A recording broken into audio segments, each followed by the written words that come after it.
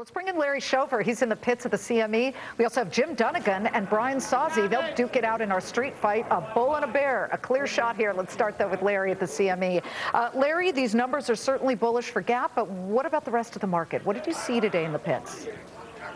Well, I saw a dramatic shift in psychology with the traders that are behind me. Since the election, the market's been governed by remorse, self-pity, apathy, and general frustration. But today it's much different. Right now it's a lot more dire because people are starting to realize that, hey, Washington might not be able to figure this out tomorrow. And the fact is, if it's more than a 2% impact on GDP, it will send this market into a tailspin. Larry, are you seeing signs of recession on the horizon? Is that higher up in the concern of the traders there?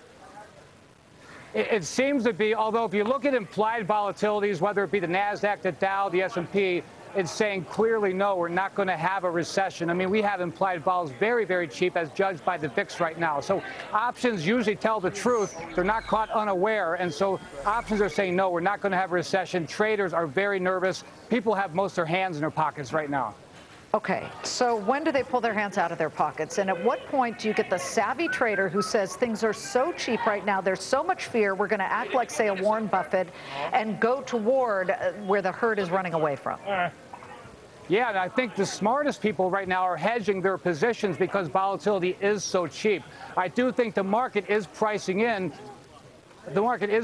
something less than 2% of GDP. And if that happens, that won't be a huge drag for us for the first half of next year.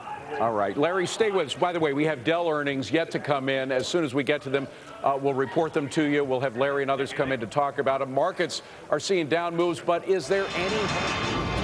S&P futures are closing right now. Let's go back to Larry Shover. He's at the CME Group. Larry, what does it look like?